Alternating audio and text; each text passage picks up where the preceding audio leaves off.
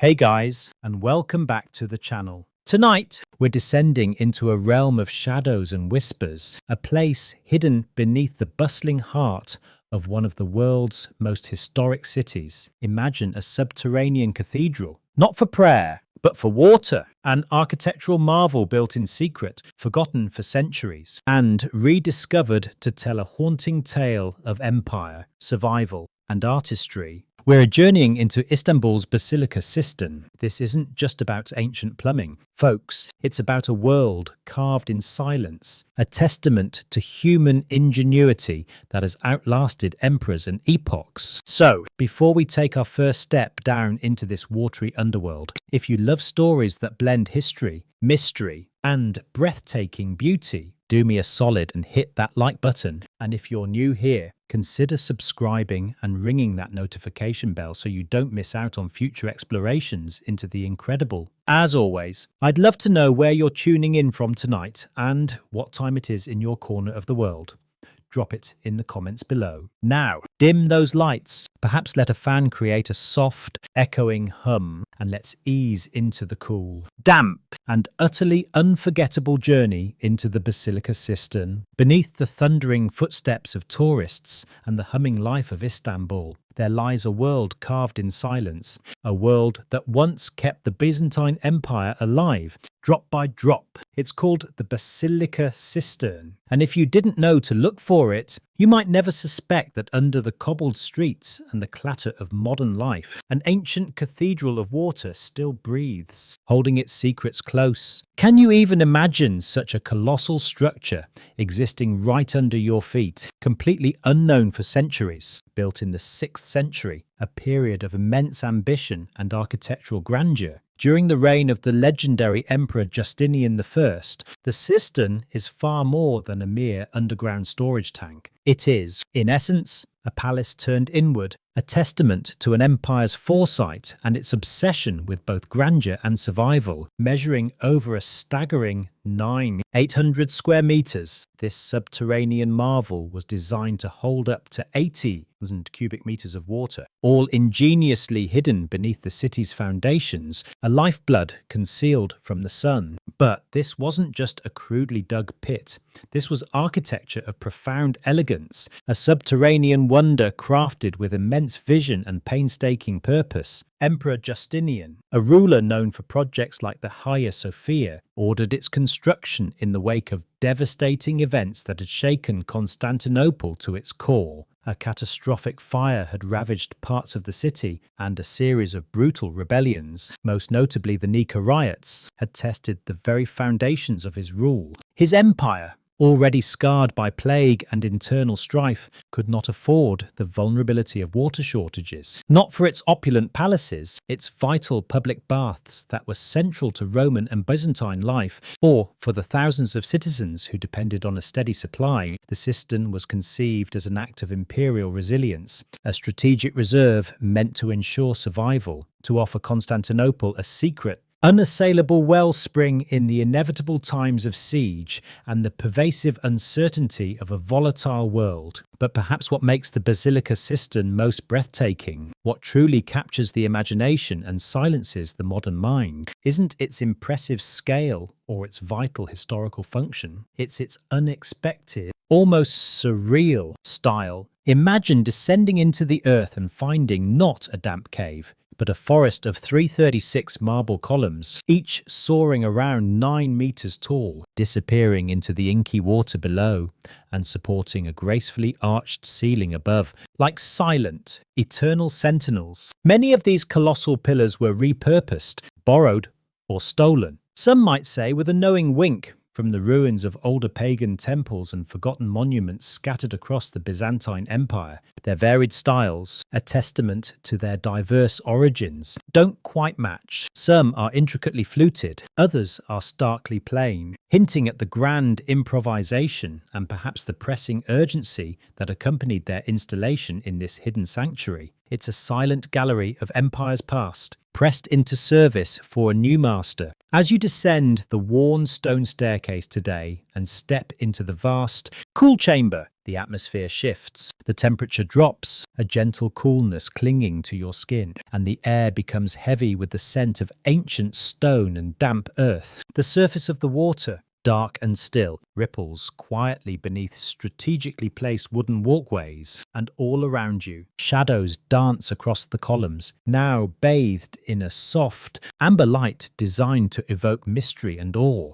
This incredible space was never meant to be seen by the public, never intended for congregations or royal processions, yet it was built with such profound reverence for form, such an inherent understanding of aesthetic power, that its subterranean grandeur rivals any above-ground basilica. It's an upside-down cathedral, a hidden sea, designed not to praise the heavens with towering spires, but to cradle and protect the earth's most essential gift. Above its vaulted ceilings, centuries of war, empire, and religious transformation would rage and reshape the city. Dynasties would rise and fall. But below, in the deep stillness, in the profound darkness, the Basilica Cistern waited, patiently holding its water, preserved by its own obscurity, ready to be rediscovered by a world that had utterly forgotten what marvels lay just beneath its feet. In the heart of ancient Constantinople, a city that was the envy of the world, water wasn't just a daily necessity for life.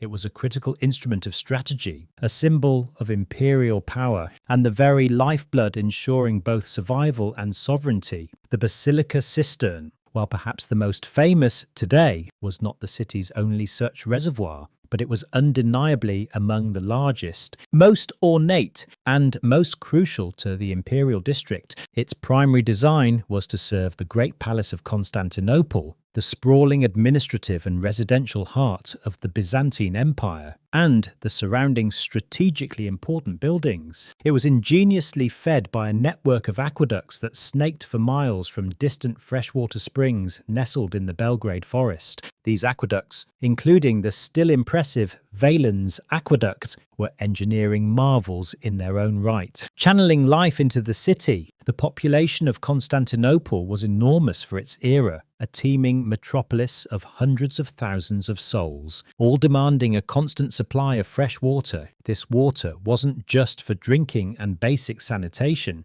it was the fuel for the city's famous public baths, centres of social life, for its countless ornate fountains that dotted public squares, and even for the lush, irrigated imperial gardens that offered a verdant escape within the city walls. During times of peace and prosperity, water flowed abundantly through the city's sophisticated systems, but Constantinople was, by its very nature and strategic location, a fortress as much as it was a cosmopolitan capital. It was the gateway between Europe and Asia, a prize coveted by many, and the threat of siege was a constant, looming shadow over its inhabitants. This is where the true genius of the Basilica Cistern lay, in its profound, almost complete, invisibility. While invading armies could, and often did, attempt to cut off the external aqueducts or poison the wells outside the city walls, they couldn't touch what they didn't know existed or what they couldn't reach. Cleverly hidden beneath a large public square, which itself was once the site of a grand basilica,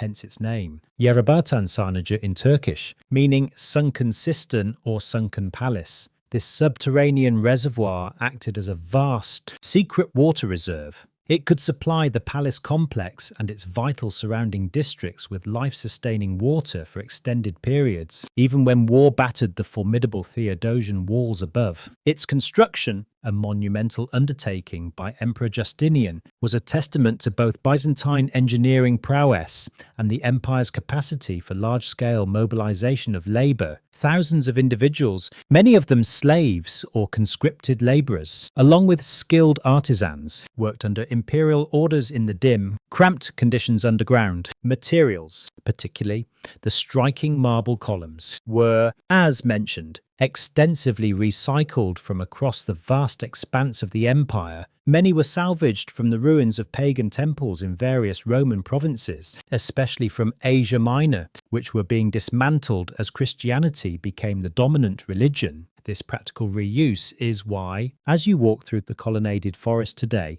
you'll notice such a fascinating variety. Some columns are simple and Doric, others ornately fluted with intricate Corinthian capitals, and still others bear unusual carvings or stand on oddly mismatched bases. They were borrowed, repurposed, and given a new, hidden life in the service of the empire's survival. Though its primary function was purely practical, the aesthetic impact of the Basilica Cistern's design is undeniably profound and strangely beautiful. Light, even the carefully designed modern illumination, filters down in golden shafts, creating an ethereal glow that dances on the water's surface. The endless rows of columns seem to disappear into the still, dark water, their reflections creating an illusion of infinite depths. The silence within is broken only by the gentle, rhythmic lapping of droplets falling from the high, vaulted ceiling, a sound that echoes off the ancient stone and whispers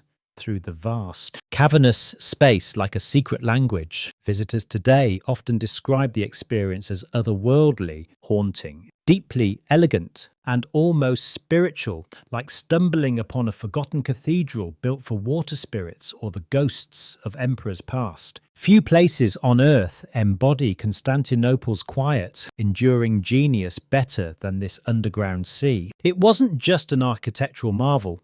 It was an act of defiance made of stone and water, a city's lifeblood preserved beneath a burning, often crumbling, world. What do you imagine the atmosphere was like for the workers who toiled to build this, knowing it might never be truly seen? It's truly remarkable how such a grand structure could be forgotten. If you're fascinated by tales of rediscovery and hidden wonders, hit that like button. And don't forget to subscribe for more journeys into the mysterious corners of our past. For centuries, the Basilica Cistern was forgotten, not destroyed, not ruined, simply hidden from the world above. As the Byzantine Empire, with its sophisticated understanding of hydraulics and urban infrastructure, crumbled and the Ottoman Empire rose in its place, the city, now Istanbul, transformed. Churches became mosques, grand imperial palaces were rebuilt or repurposed, streets shifted their courses, and even the names of places changed, layering new histories over old. But the cistern remained, an unseen constant, quietly collecting water beneath it all, shrouded in the profound darkness and silence of its subterranean world.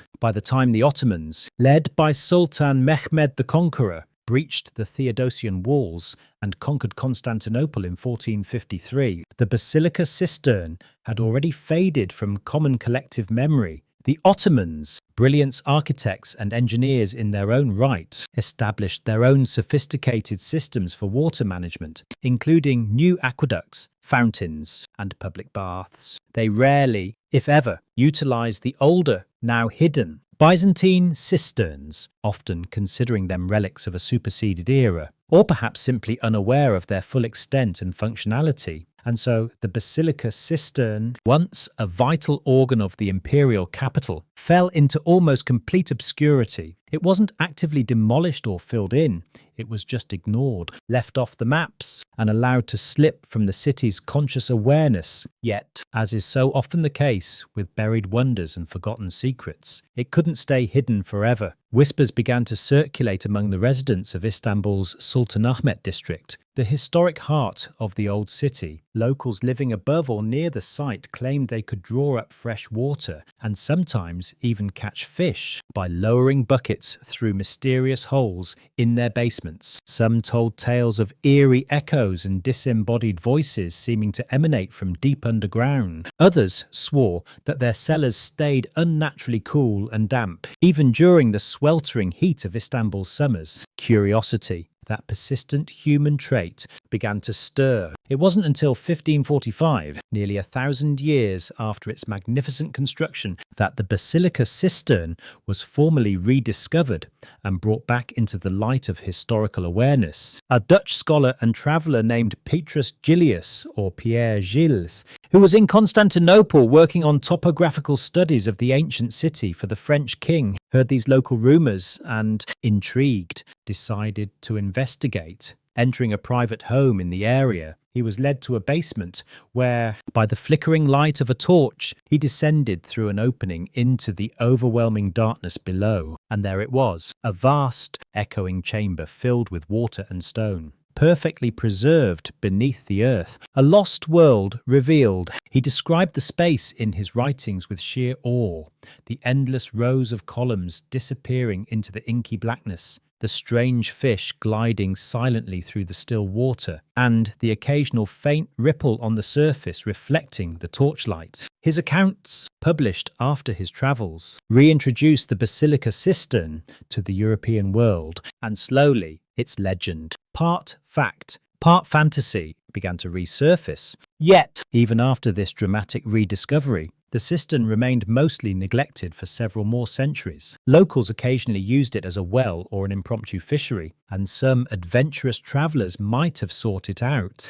but it wasn't restored, properly lit, or open to the public as a monument. For hundreds of years more, it remained largely the domain of shadows, whispers, and the slow, patient accumulation of silt and debris. It wasn't until the 20th century, with the advent of modern archaeology, a growing appreciation for Byzantine heritage, the rise of global tourism, and dedicated restoration efforts, that the Basilica Cistern finally emerged once more as one of the true wonders of Istanbul. But in that long, dark sleep, sealed beneath a constantly evolving, living city, it gathered something incredibly precious, a profound and captivating mystique. And in that mystique, it transformed from a forgotten utility into an enduring legend. Walking into the Basilica Cistern feels like stepping into a forgotten world, one where time hangs in the air like mist, and every sound is swallowed by stone and water.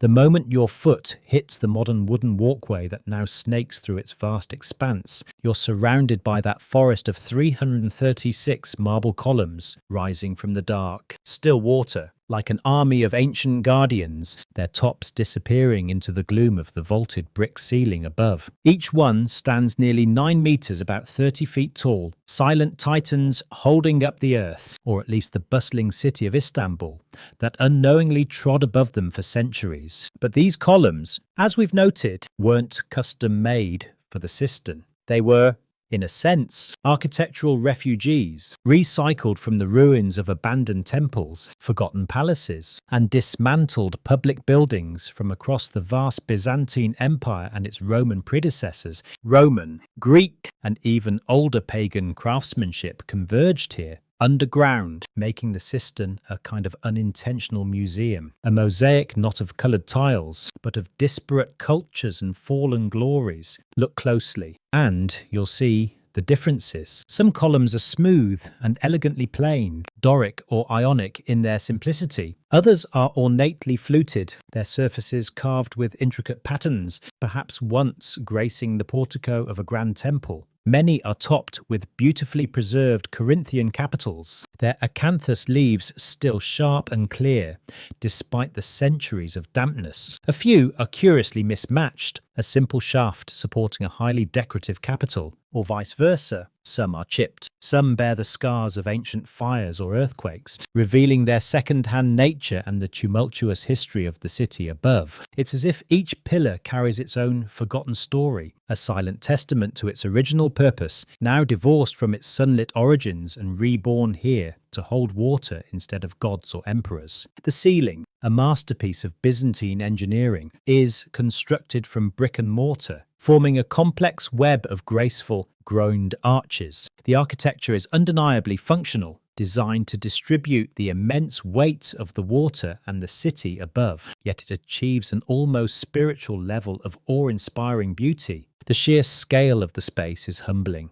The air is consistently cool, a welcome respite from Istanbul's summer heat, and it carries a unique dampness, the scent of ancient stone, mineral-rich water, and the faintest hint of something indefinably old. Light, artfully placed in modern times, glimmers on the water's surface, reflecting the endless pillars and arches in shifting, hypnotic patterns, creating an illusion of even greater depth and an almost infinite watery forest. You can hear the constant, gentle dripping of water from the ceiling, a rhythmic, meditative sound that echoes softly off the stone and whispers through the vast, shadowy cavern, a sound that has likely been the cistern's only consistent companion for 15 centuries. Beneath the modern walkways, which allow visitors to explore this subterranean sea, carp swim lazily through the dark, shallow water, their forms occasionally catching the light. These are descendants of fish introduced long ago, perhaps when the cistern was still a more active water source,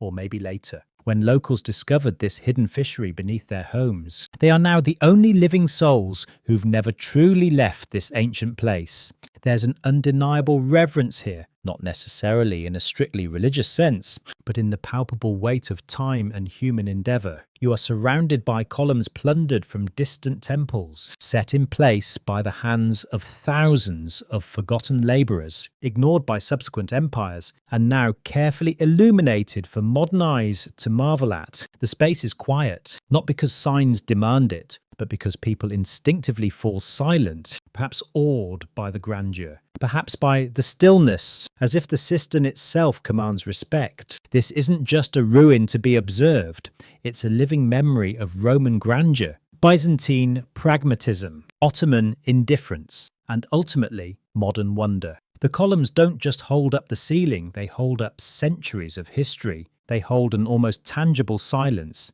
They hold the liminal space between the ancient world and the now, and they ask nothing of you except that you listen to their story, tucked away in the far northwest corner of the cistern, past rows of shadowed columns that seem to stretch into infinity. Their reflections dancing on the dark water lie two of the most mysterious, iconic, and frankly, unsettling elements of the Basilica Cistern. The Medusa heads, these massive, masterfully carved stone blocks, serve as the bases for two of the columns, their origins shrouded in the mists of antiquity, their intended purpose here debated by scholars, and their powerful expressions forever frozen in stone, gazing out into the subterranean gloom. The first Medusa head encountered by visitors lies on its side, the fearsome face of the Gorgon turned 90 degrees, with a column rising directly from her cheek. It's a strangely casual placement for such a potent mythological figure,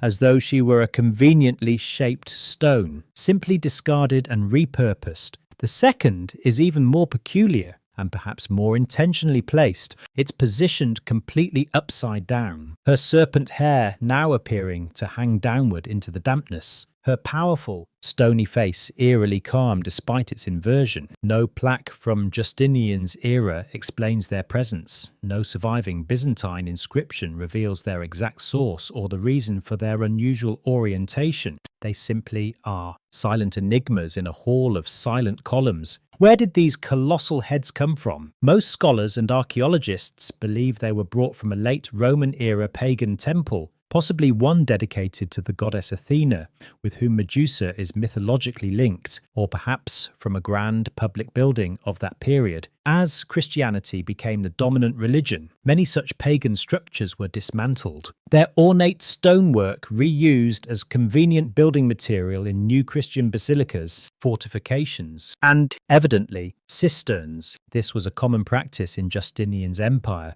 a pragmatic recycling of its rich, but now ideologically superseded, past. But the fact that two such distinctive mythological figures were chosen, both depicting the same powerful Gorgon, and both hidden away in a dark, less trafficked corner of the cistern, suggests something more than random, utilitarian recycling. Medusa, in Greek mythology, was a fearsome creature, one of the three Gorgon sisters, with snakes for hair and a gaze so terrible it could turn men to stone. Symbolically, however, her image, particularly the severed head, the Gorgoneion, was often used as an apotropaic symbol, a form of potent protection, carved on doorways, shields, temple pediments, and floors to ward off evil spirits and bad fortune. Could this be the reason for their placement here? Were these Medusa heads intended as powerful protective talismans, submerged beneath the surface, silently guarding the lifeblood of the imperial city and its palace? Or is there a more political, or perhaps theological, interpretation? Some historians argue that placing these powerful pagan symbols upside down or on their side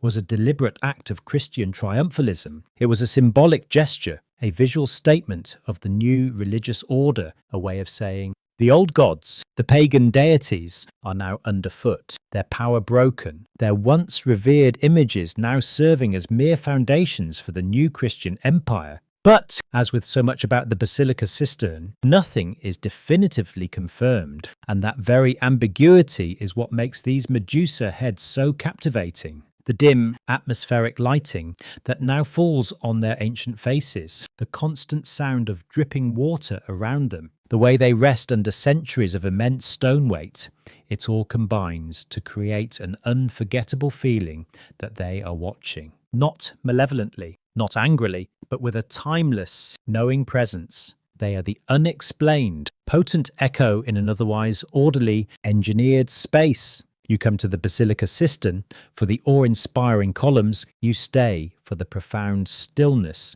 But it's the Medusa heads silent, strange, and partially submerged that truly haunt your thoughts and ignite your imagination long after you've ascended back into the bustling modern world above. The Basilica Cistern is more than an architectural marvel. It is an experience that slows the senses and transports the visitor to another time. Step inside. Leave the vibrant chaos of modern Istanbul behind, and the world immediately blurs and softens. Your eyes gradually adjust to the dim, warm, amber glow that illuminates the forest of columns. Your ears, accustomed to city noise, begin to catch the subtle, almost musical echo of a single droplet of water falling from the high, vaulted ceiling, a sound that has defined this space for 1,500 years. Suddenly, you're no longer just in an underground reservoir.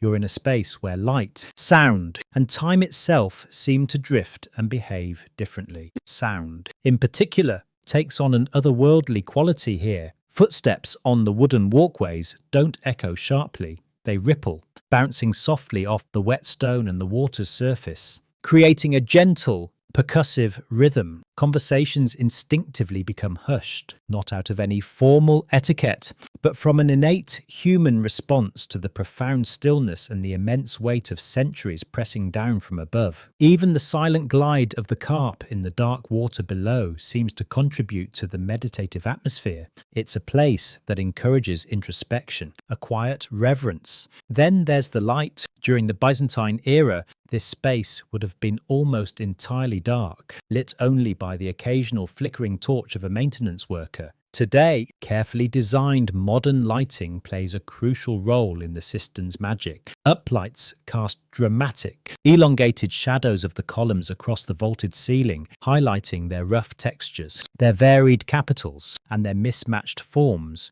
Downlights create shimmering reflections on the water, turning the cistern into a hall of illusions, where it's often hard to tell where the stone ends and its watery mirror image begins. The interplay of light and shadow is constantly shifting as you move through the space.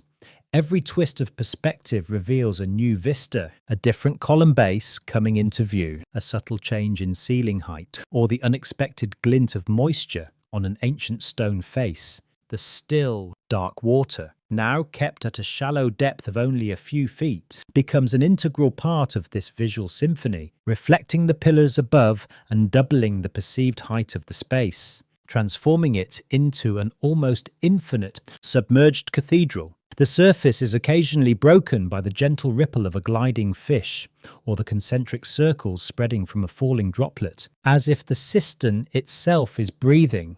Slow, calm, ancient breaths. In modern times, artists and musicians have been drawn to the Basilica Cistern, captivated by its unique beauty and its unmatched acoustics. The hum of a single cello, the slow, resonant chant of a human voice, or the clear notes of a flute become otherworldly here. The cistern doesn't just echo sound, it seems to hold it, cradle it, letting it linger in the cool, damp air long after it's been made. as if the very stones are absorbing the vibrations. But even without music, the space feels intensely alive, not haunted in a frightening sense, but imbued with a profound, almost sentient awareness. Every arch feels like a gateway to another time. Every column stands like a silent sentinel, guarding forgotten secrets. Every sound, every drip, every ripple feels like a whisper from a distant era. The Basilica Cistern isn't just something to see from a distance, it's an immersive environment, something to feel deep within your senses. It's a sacred pause from the relentless noise of the city above, a place where shadow becomes story, water becomes a mirror to the past, and silence itself becomes a kind of profound, ancient song. For centuries, the Basilica Cistern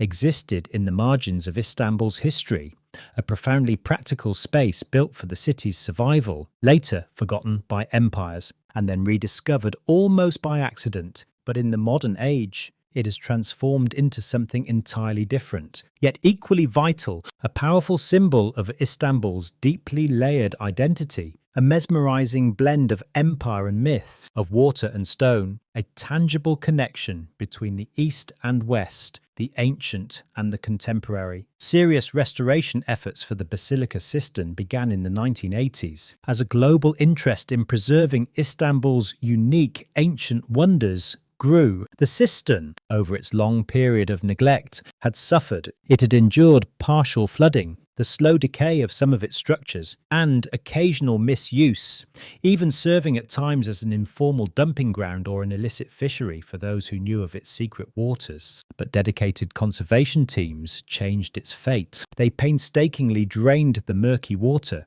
cleaned away centuries of accumulated silt and debris, reinforced crumbling columns and arches, and installed the modern wooden walkways and subtle atmospheric lighting that allow visitors to experience its grandeur today. By 1987, after extensive work, it was officially reopened to the public, no longer a hidden utility, but a celebrated monument. Tourists, initially by a trickle, then by a flood, began to descend its stone steps. What had once been an invisible, functional part of the city's infrastructure became one of Istanbul's most visited and photographed landmarks. Travel magazines marveled at its otherworldly beauty. Photographers sought to capture its elusive shadows and shimmering reflections. Writers found endless metaphors in its ancient stillness. And film directors, of course, saw something else entirely: pure, unadulterated atmosphere. The Basilica Cistern soon became a coveted cinematic backdrop, lending its haunting, mysterious ambience to everything from historical documentaries to high-octane international blockbusters.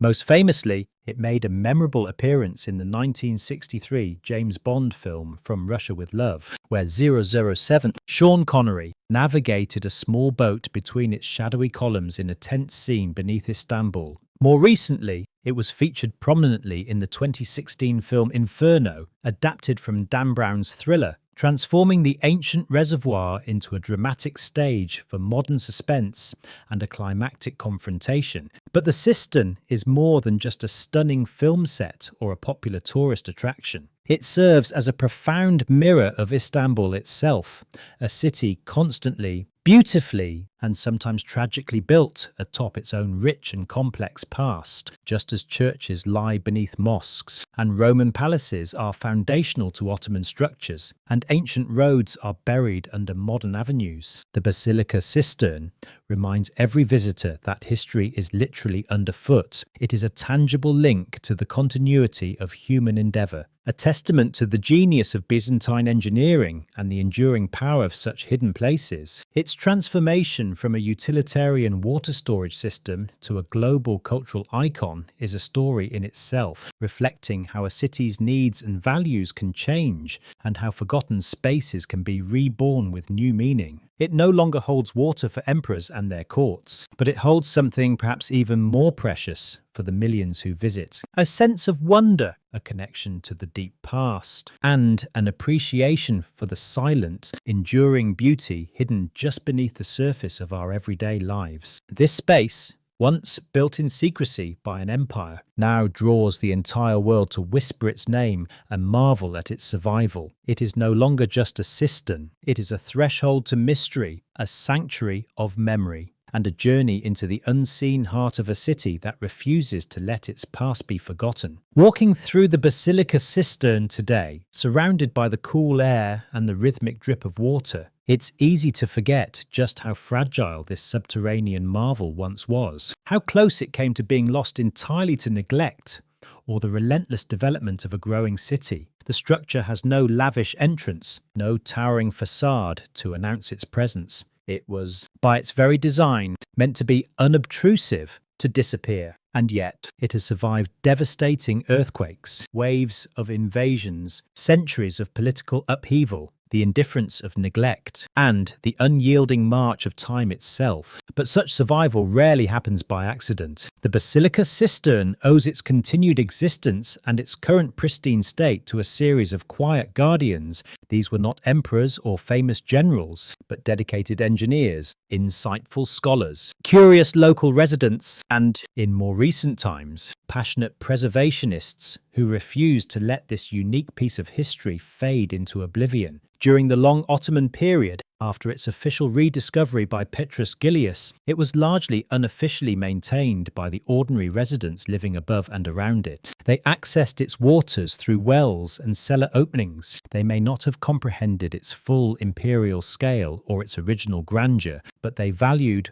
what it offered: a source of cold, clean water in a bustling city, and perhaps a sense of inherited mystery that resonated beneath their homes. In the 19th and 20th centuries, scholars and archaeologists, both Turkish and international, began documenting the cistern in earnest. They meticulously mapped its forest of columns, attempted to trace the origins of its diverse marble, and began asking the critical questions that transformed it from a hidden, functional space into a subject of intense historical and architectural fascination. Their quiet, often underfunded dedication, their patient research and advocacy became the first crucial steps towards systematic restoration and public recognition. And in modern times, it's the dedicated teams of caretakers, knowledgeable guides, and skilled preservationists who guard the cistern now. They meticulously maintain its delicate structure, carefully balancing humidity levels, controlling algae growth in the shallow waters, and ensuring that the thousands of visitors who now walk its suspended wooden pathways can do so safely and respectfully. The still water itself must be managed, the ancient columns must be constantly monitored for stability, and even the subtle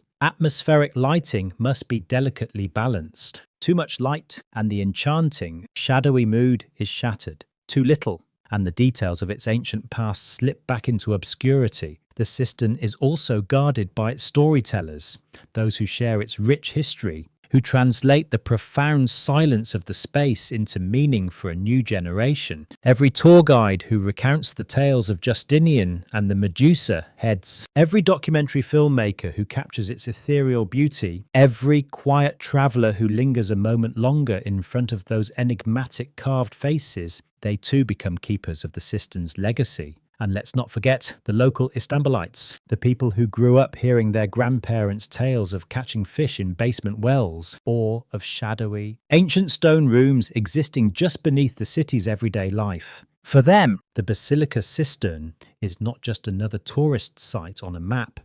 It is a familiar neighbour. A local legend they've always known was just below the surface, a part of their city's unique, deeply layered soul. So while the empires that built and later forgot it have long since fallen, and the palaces they served are now museums or ruins, the Basilica Cistern endures. It endures not because it demanded attention with grand pronouncements, but because generations of quiet guardians, in their own ways, refused to let it be forgotten. Not all historical guardians carry swords or crowns. Some carry flashlights, notebooks, academic papers, or simply a deep and abiding respect for the echoes of the past. The Basilica Cistern is more than just stone and water. It is memory suspended in an almost tangible silence. Beneath the relentless, vibrant pulse of modern Istanbul, it remains an oasis of stillness, seemingly untouched by the rush of taxis on the streets above, the clang of tram bells, or the resonant call to prayer that rings out from the city's minarets. Here, in this subterranean world, everything slows. You do not merely visit the Basilica Cistern, you descend into it, as if entering a waking dream whispered by the earth itself, a journey into the very heart of an ancient empire's ingenuity. Its true and lasting power lies in this profound stillness. Nothing here is loud, nothing shouts for your attention, nothing insists on its own importance. The columns don't trumpet their origins or the might of the emperor who had them placed. The arches don't boast of the engineering skill that allows them to bear the weight of a city. The enigmatic Medusa heads offer no explanation for their strange, captivating presence. And yet, in this deep quiet, everything speaks softly, patiently, directly to the soul. If you know how to listen, the dark water mirrors the vaulted ceiling, and that ceiling, in turn, seems to mirror the vastness of time. Standing on the walkways, surrounded by the endless reflections, you begin to wonder if this place is truly underground, or if you've somehow slipped outside the edge of ordinary reality into a space where the past is palpably present. This isn't the kind of monument that celebrates glorious conquest or dogmatic faith. It doesn't have golden domes to catch the sun or intricate mosaic saints gazing down from above. It simply and profoundly endures. Its beauty is subtle, found in the way it refuses to vanish, in the way it transforms a purely utilitarian structure into something deeply poetic. Built with the pragmatic purpose of holding water, it now holds centuries of wonder, mystery, and human curiosity. Each visitor who descends into its cool depths leaves with something different, a personal echo of its silent grandeur. For some, it's a feeling of sheer awe, a humbling recognition that a structure so ancient, so vast, could still be so intact and so powerfully atmospheric. For others, it's an experience of profound tranquility, a rare moment of escape from the sensory overload of the bustling city above, a chance to simply breathe in a space that feels sacred in its stillness. And for many, it's the lingering sense of mystery. Why were the Medusa heads placed in that peculiar way? Who were the countless forgotten hands that laboured in this near eternal darkness to build this place that still breathes with an ancient life today? As your visit to the Basilica Cistern ends and you begin the ascent up the stone steps, back toward the familiar embrace of daylight, the spell doesn't quite break. You emerge into the sounds of Istanbul, the calls of street vendors, the rumble of traffic, the distant laughter, into the bright sunshine and the everyday smells of roasted chestnuts or brewing tea. But a part of you, a quiet, reflective part, stays behind in that cool, dim sanctuary. A part of you still hears the gentle, rhythmic dripping of water, a sound that has measured time here for over a millennium. A part of you still sees the mesmerizing flicker of gold light on ancient, weathered stone. The Basilica Cistern is not just a relic of a bygone era, it is a potent reminder. A reminder that beneath the surface of every empire, every bustling city, every seemingly solid story we tell ourselves, there is often something deeper, something older, something powerful and mysterious, waiting patiently in the dark to be rediscovered. Still waters run deep, the old saying goes, and here, in the very heart of a historic Istanbul, they echo forever, carrying the weight and wonder of ages. What an incredible place. It really makes you think about what other hidden wonders might lie beneath our modern cities, waiting to be rediscovered. What's the most awe-inspiring historical site you've ever visited, and what made it so special? Share your experiences in the comments below. I'd love to hear them. Thank you for joining me on this descent into the beautiful, mysterious Basilica Cistern. If you felt the magic of this ancient place, please give this video a like. And if you haven't already, make sure to subscribe and hit that notification bell so you don't miss our next journey into the depths of history. Until then, keep exploring, keep wondering, and stay curious.